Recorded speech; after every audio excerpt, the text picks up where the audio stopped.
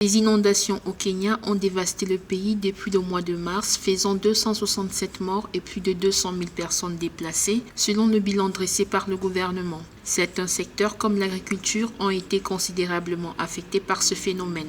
Les récoltes sur environ 168 092 acres de terre ont été détruites, menaçant la sécurité alimentaire. Selon une agricultrice, la plupart des récoltes ne donneront certainement pas de bons résultats à cause des pluies. Par conséquent, le Kenya commencerait à connaître des pénuries alimentaires en raison de mauvaises récoltes.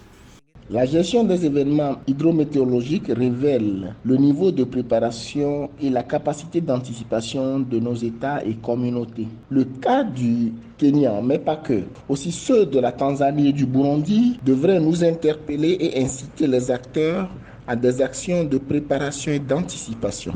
Alors que les agriculteurs comptent leurs pertes, le déluge a mis en évidence le manque de préparation du Kenya aux catastrophes, soulignant la nécessité d'une gestion durable des terres et d'une amélioration des prévisions. Pour atténuer les effets négatifs de l'érosion des sols et des inondations, il est essentiel, selon des experts, de pratiquer une gestion durable des terres. Jeanne Kirui, responsable de l'agriculture de la région de Narok, met l'accent sur l'aménagement des terrasses et d'autres mesures telles que les cultures de couverture qui permettront à l'eau d'être absorbée. Aussi faut-il souligner l'incapacité des infrastructures à juguler les eaux de pluie.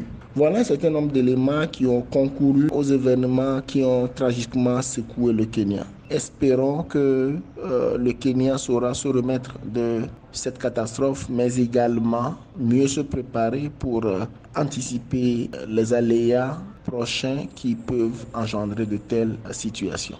Par ailleurs, la situation sanitaire et nutritionnelle des enfants préoccupe les autorités et les partenaires de ce pays d'Afrique de l'Est. Selon les données officielles, environ 18,3% des enfants risquent de souffrir de malnutrition. Dans le comté de Tana River, 69 965 personnes ont été touchées par les inondations causées par les fortes pluies, les crues de rivières et les reflux du lac Victoria.